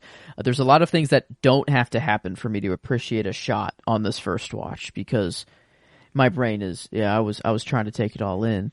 But yeah, I mean, just every time, like, I don't know how, I think you're right. Like, there is 2 shining examples of how to shoot women in cinema history. Like, and there's more. There's probably more out there. Sure. But two that we can point to here. Yeah, I mean this. Just the Ingrid Bergman and Kate Winslet, they had it figured the fuck out. And it's not like she was always crying. Her eyes were just always so shiny. Like, even when she wasn't crying. And it just, I don't know why, but it added so well. But then when she was crying too, like, oh, I don't know, just a tracking, just a shot that stays on her face and a tear goes down her face was... Yeah, I'm like, I don't know if anybody can see that, but like, yeah, there's like a tear rolling down her cheek in that, and it's like, dude, fucking incredible. I was on my walk this morning, and while you were watching the movie, and I was on a website that I fan caps, which shows like frame by frame movies. Mm-hmm. I was saving whatever shots stood out. I saved 54 fucking frames. Yeah. And that's like it's probably it's conservative, bonkers. Even. Yes, there were times where I was like, I need to get moving. Like I was like, that's great though. But it was. There are so many moments that just like lighting wise, like even before she walks into the bar that night, whenever it's just him sitting alone in the lonely room, or. And just the decoration, just the everything, the set design, their costumes. The introductory shot of Rick, where they're not showing his face yet, and he like puts out his cigarette on the side, and he's got a glass next to him, and just that, it hasn't even gone up to his face yet, and just like what they're showing here is beautifully set up and beautifully shot. The way the glass is like shimmering and shining with the lighting coming off of it, like it's just this is cinema to me. This is fucking movies. This I get, and I'm behind. In The Godfather, I just couldn't quite say that. I understand it fully. Oh, I get it. And I'm there. And like not to say I didn't have a good time either. It was great, and it is a good movie for that. But like I'm like fully behind. This is, I can just comfortably. One of my favorite films of all time, and there's no doubt Casablanca, about it. White House. I'm with it. Yeah, White House, yeah. Rick's Cafe. Is it just the literal because it's white, or like is there something deeper there? I mean, I suppose, like, why is it set in Casablanca? I mean, like, that is the name of the city, so it's like, yeah. Is that is it a real city? Yeah, like Casablanca and exists, geographically, like it is on the way. That and location, you would have to. yeah, okay, yeah. So okay, I just didn't know if they were trying to go on Rick's Place, something there. I don't know. But yeah, okay. One of the funny inconsistencies in the script. One of the only inconsistencies in the script. That's just like a fun little detail to notice. I didn't notice it until last night, and I've watched it 4 or 5 times. The first time Renault and Rick sit down by themselves, Renault asks, what on earth brought you to Casablanca? And he's like, I came here for the waters. And he goes, the waters? We're in the middle of the desert. And Rick goes, I was misinformed. And then whenever Sam is trying to console Rick, he goes, come on, let's just get in the car and drive. We can go fishing. We can do this. Okay. Yeah. Desert. Which, geographically, Casablanca is on the shore. There is water. So, like, it's one of those funny things where, like, Renault is like, I think they're being, it's Africa, it's close to Egypt, it's Morocco, like, we're in the desert. Like, what do you mean waters? Like, there is water, but like waters, I think is kind of like, but yeah, so that's one of the small inconsistencies. He said for his health, he came for the water. What is, is that like what? The fluoride in the water? What was it? What did I just watch? Actually, that had a guy. Oh, Dr. Strangelove. That's right. Is they're putting fluoride? They're putting fluoride in the water or whatever. Is that what he means? That he's getting away from the American water, or like that these are just healing? I think he's being, just like for my health. Okay, like, it's kind of an answer that's not an answer. I see. Okay, because I didn't. Dr. Strangelove is a fucking fantastic movie. Yeah. I forgot. That's 60s, right? 62, I believe. Okay. 64? 64. 64. Okay. Yeah, another black and white one there, I guess, right? Is that the whole time? Yeah. So I mean, we're still in that era. When is color? Well, color film like that's is before. well established. Yeah. Yes. I mean, The Wizard of Oz came out a few years before this. So, like, color film is an option. Not the norm yet. It was and not immensely cheap more expensive. Mm-hmm. It cost so much to get your movies. In fact, the first movie that was in color for Warner Brothers was actually directed by Michael Curtiz, the same director of this, The Adventures of Robin Hood. That was the first color film for Warner Brothers. And the same guy who directed this directed that. Okay, they trusted him. So that's a fun little fact. Yeah. Makes this dude's got it. I don't know. I mean, I don't know of a single thing I can really like. I was thinking, I'm like, we did say it's wrong to give a 10 critically. That we are. It's impossible. But this is as close to a perfect movie as you can get. This would be the one movie I could hear it out for. Right. Like that's insane. That's insane. Like that's how quality the movie is. And I think that like literally the only like if we're getting technical, like the little imperfections, the small things, like that inconsistency in the script, like that's not enough to be like it's not a good movie or anything, but like I guess it's not perfect. It's technically not perfect, it's one of those. So it's like, dang it. Yeah, but it's it is the standard. Like this is the movie. This is movies. This is movies to me. Yeah, no. But I guess I don't know, I'm jumping the gun there a little bit. Yeah, we will rate this movie. Mm-hmm. We will rate this movie. First, we're going to do the plugs, and after the plugs, we will rate this movie on a scale of 1 to 10. Joseph will announce what movie we will be covering next Friday. I am so excited to find out what it is. And then we will be doing Album of the Week. It is that time again. So very ready. But in the meantime, if you would, head to patreon.com/pennybloompod, where you'll find over 100 hours of exclusive content, all sorts of book reviews, comic book reviews, movie reviews, and early access content. For $1.50 a month, you can support this podcast financially, which is huge because it costs me money and I don't make any off of it unless it's over there. Head to Twitter, follow @PennyBloomPod, follow on Instagram and TikTok @PennyBloomPodcast. Remember to leave a 5-star rate and review wherever it is you might be listening, and continue to download. That is a huge help. Makes me feel good. It's the only metric I can actually keep track of, so definitely helpful if you download things. Let's see. Head to YouTube. You can watch us there. I have Casablanca on display here, my little DVD of it. I've got the Good Kid, Mad City vinyl up. It's a good time over here. Kendrick's birthday's in 3 days. So gotta have it. Release date wise. Okay. Yes. Not 3 days from today as of recording. 3 days from when we release. And in 2 days, it's Tupac's birthday. So that's a fun little fun fact. Yeah. Watch on YouTube if you want to. Look up Penny Bloom Podcast. We're there. But let's rate this thing. 10, 9.75? Done? Cool? I mean, I'm at a 10 enjoyment. Yeah, I'm not. I don't. Yeah. That's good. On my personal enjoyment, I even threw that in there. If we are doing that, and then the other number I threw in was a 9.75 for critical because I can't give a 10 critical. So yeah. I don't. Is there? I mean, that is both of our score. I feel like if we could give a 10 critically, we would.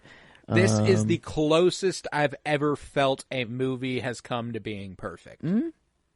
And I think that, we can, I'll happily say that aloud, but funny, the principle of a 10 out of 10, nothing wrong at all. There's always a way to make it better. There's always something to improve. Technically an 80 or a 98.33, on our scale with all the average, and that puts it, 15%. Is that right? Yeah. 15% above Tron, which I probably don't agree with that, Is this just 15% better than Tron? No. But only 15%? So yeah, that, but I think that's funny to compare it like that, but on this scale, there's no. If 15%'s a big chunk, that's no joke. That's the difference between a B- and an A+. That is true, and maybe you know, okay. Like that's so it is a bigger gap, big shift. But yeah, I don't feel like we're gonna peak any higher than this, because like even my next movie, like it's nowhere near the critical acclaim or anything even close to Casablanca. Like, it is just a movie in which it involves an actor that I love a whole lot, and it's a movie that you haven't gotten to. It's one that I haven't actually, like, I watched not too long. I haven't sat down to watch the whole thing, and I need to do it because I claim it to be one of my favorites of his. And it's Denzel Washington. It is The Book of Eli. So yeah, so like very unknown movie. This isn't the Casablanca. I'm not picking one that's known to be good. If anything, I feel like this is very unknown and very underrated. Because every time I've watched it, I have enjoyed it. And I'm curious on a revisit now in the stage of the life I am in. It's kind of interesting for me. And it's Denzel, so I feel like how bad can it really get? You got Mila Kunis in there, Gary Oldman as well. Honestly, Gary Oldman might be my is a sleeper for performance. I think he actually won something for that's the award that came out of this movie was Gary Oldman in his supporting role. But yeah, I'm excited. The Book of Eli. So that was one of my guesses. Yeah, I assumed, and that's why I wanted to get it out of the way early. Is I felt like this one it felt like it was up on the on deck. Now, these were Tron Legacy and the Book of Eli are the two primary ones that you talk about that I've never seen. So I'm excited. I'm very excited to watch the Book of Eli. I love Denzel, so fuck yeah. Next Friday, come on back to Cinema Surprise, where you will find us covering the Book of Eli. And I'm very excited for it, like I said. And, after that episode, the Book of Eli, we'll discuss it. It'll conclude, and I will announce what we're talking the week after. And it's just going to keep going for as long as we want. But beyond that, on our flagship show, the Penny Bloom Podcast, find us next Monday for the House of the Dragon Season 2 premiere. Fire and Bloom has returned. We are back in the thick of it, baby. It's time for more Thrones. We covered Season 1. We covered the entirety of Game of Thrones in between Season 1 and 2. And now it's time for Season 2. We're fucking ready. Let's fucking do this. So, if you're a House of the Dragon fan, if you're a Game of Thrones fan, stick with us. Fire and Bloom on Monday, then come on back to Cinema Surprise next Friday for the Book of Eli. It is now time for the Album of the Week. Where are you sitting, buddy? All right. Well, this is a kind of I needed to get this guy just out of the way so that I have no reason to ever return and give him an Album of the Week. But I needed to get Cuddy up in here somewhere, just for my own sake. I have Tron in there, and I know this is supposed to expand my own horizons, and I've listened to these albums quite a lot. I tried to listen to Speeding Bullet to Heaven, and I really wanted that to be my pick. I couldn't. I couldn't get there. So there is an album that it doesn't get to me, but the one that I'll do is Pain, Passion, and Demon Slaying. I feel like and for Cuddy, like for the Book of Eli, I feel like it goes well. Just because I feel like this is his most underrated album that I don't understand why. And Passion, Pain, and Demon Slaying. I think I said Pain, Passion. I always flip them. Passion, Pain, and Demon Slaying. Sorry, but 2016. One of my favorites is this Kitchen. I don't know why. It's just very, very orchestra heavy. There's a lot of violin, it feels like, and it's the song that made me randomly. I think I was watching Sherlock along the same time, and Sherlock played the violin. It got me to just be hooked on the violin for whatever. But I don't know. This is Rose Golden. Oh my god, I can't believe I forgot about that. I should have mentioned that one first. That's like my jam on the song, and it's Willow Smith, like of all people. Yeah. And I tell people that, and they're like, "Wait, what? This is like I whip my hair back and forth," is what she was known for. Like that song, like at the time, like that's all that she was known for. And then Willow makes good. Oh my god, music. Yeah, and like they've come back to like make tracks together, and like him and Jaden have a really good relationship. It's like, I don't know, it is really nice. But Rose Golden is probably my track that I'd go to on this album. But I don't know, Cudi, I have every track added, and that's not. I don't actually have that for all of his other albums. Even on some of the Man on the Moons, I have specific tracks that I leave off. This is one that I have every single track added, and I do listen to. That's a special album. I'll never forget. I have a fun memory associated with this album, so I can go on it for a little bit. I think it was the inaugural Friendsgiving. It was the first Friendsgiving. We were in the drive-thru of Jack in the Box. Fucking fried so high. And I remember sitting in the backseat. I can't remember if I was next to you. That's the part I can't remember. I think we were in your car, so you were probably driving. I was probably driving at this point. Yeah, I think. But I was in the backseat, and it was back when smoking was a novelty. It was back when it was like we didn't get to do it all the time. Mm-hmm. So when we did it, it was like special. It was so much fun. It felt so great. It was a whole other world back then. And I just remember sitting in the back seat as I think By Design is playing with Andre 3000. And I remember just the warmth creeping up from the bottom of my feet up to my head and being like, and just like sinking into the seat like, yep, this is going to be the best night of my life.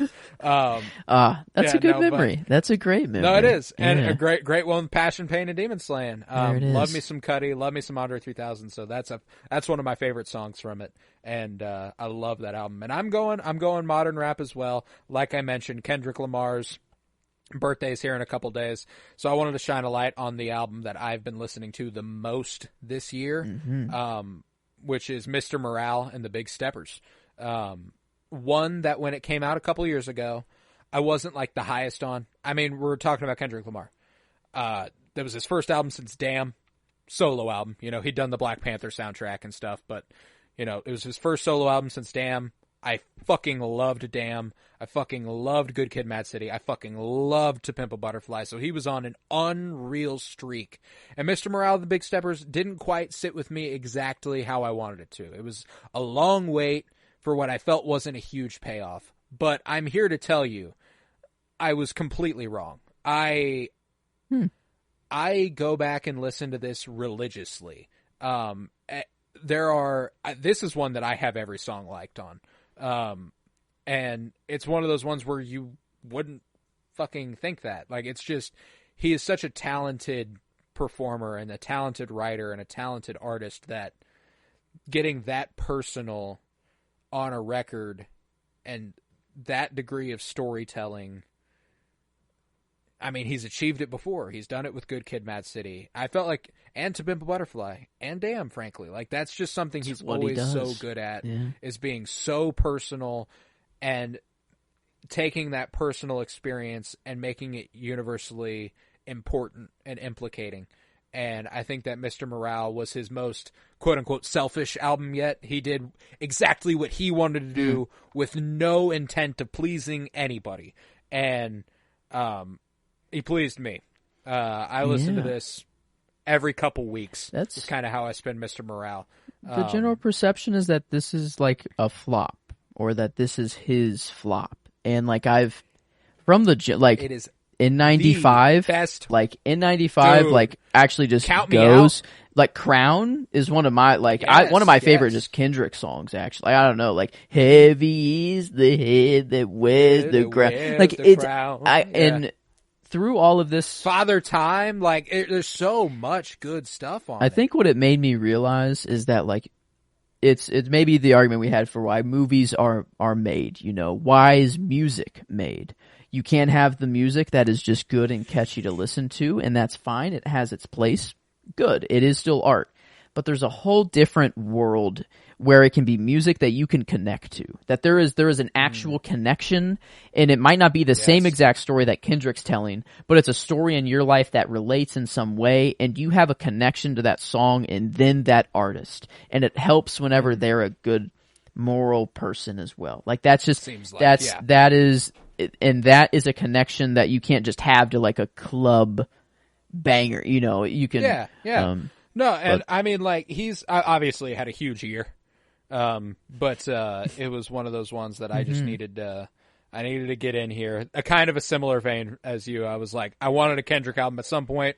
Let's go ahead and do it. Now Let's go ahead and do it this week. It's done. It's off. It is. It's there, and that's that. And man, I fucking love. I won't lie. Like, it's one that it's a little controversial, and I understand why. Auntie Diaries, one of my favorite songs ever. It made me cry the first time I listened to it. And I completely understand and respect anybody who is a part of the queer community who feels he could have made his point in a different way. I completely understand. I do. But I think that taking that personal experience and molding it and telling the story of acceptance and love and how he loves his aunt and he loves his cousin and he loves them, and it was a learned thing. It wasn't something that he was brought up thinking. It wasn't something he was brought up being like, oh yeah, well that's fine. Like, no, it was something that, and I think that's something that a lot of the audience needs to hear, that like, even if this isn't what you think life is, this is what life is. This is real shit. These are real people. It's not a choice. They're living their truth, and you love them all the same. Fuck the hate. And I love that he got on a track on a rap album as one of the greatest rap artists in the world in a community that is frivolent with homophobia and transphobia. And I mean, like, that's been a great, that was evident in the Drake beef earlier. Like, one of the main things that people were like, Metro and them would go at Drake for was that, like, when can I bleed him yet? Can I bleed him? Bet, when you stand by Sexy Red, I believe you see two bad bitches, like that's, I don't think that's a bad thing, but like, that's one of those things where like, it's even a dude like this who has made songs about acceptance and love and all this stuff can, in the culture of hip hop, go back on that sort of thing and get wrapped up in the homophobic nature of a lot of the, like, one of my favorite DMX songs of all time, I can like hardly listen to because he says something like a few bars in where I'm like, fuck, god damn, like, it's just, that's just been the culture for so long. And the fact that he hopped on a track on his album years in the making, 5 years, and made a song like Auntie Diaries just moved me very deeply. So I love Auntie Diaries. I love Mr. Morale and the Big Steppers. And with Passion, Pain, and Demon Slaying and Mr. Morale and the Big Steppers, I feel like we got a good duo this week in albums. I like that. Yeah, I can get behind that. Two underrated, yes, definitely underappreciated versions or albums of them. If you like this album of either of the artists, you will like their other stuff. I think that's to say is like, that is, if you like this album, you will love their other stuff. And that is certain. Yes. Yeah. I think people probably have been exposed to Kendrick. I think that it's like they'd probably know about To Pimp a Butterfly and Damn, like those albums are known. But Cudi, if you've never heard of him and you like this album, you will like his other stuff. I promise you. So, dude, Man on the Moon is always going to be the special one. So I feel like I shouldn't have. I remember watching. No, I get like Given Man on the Moon. It's too people know those, right? Like that. No, exactly. Right? Yeah, like, no. Passion, Pain, and Demon Slaying was that's why I didn't say Good Kid, Mad City. That's why I didn't say To Pimp a Butterfly. That's why I didn't say like that's why I went Mr. Morale. It's the underappreciated one from Kendrick's cat. I mean, not to mention Section 80. That's probably the actual most underappreciated from his catalog and absolutely fucking incredible. Also, by the way, if you like Kendrick, you'll like any of his shit. Like, I can't imagine you being like, oh, well, this album just didn't work for me. Like, that's Kendrick Lamar doing Kendrick Lamar shit. It's all fucking good, at least to me. But, yeah, then with that, we will conclude this episode of the Penny Bloom Podcast. And like I said, we'll be back next week with the Book of Eli. I'm so very excited. We'll have another album of the week for you, and I'll have another announcement as to what movie's coming the next week. So come on back. With that, I was Colton Robertson. I was joined by Joseph George. Thank you very much, homie. Oh, thank you for having me. It's always a pleasure to be here. Oh, and it's always a pleasure to have you. Remember, peace, love, and bloom. And here's looking at you, kid.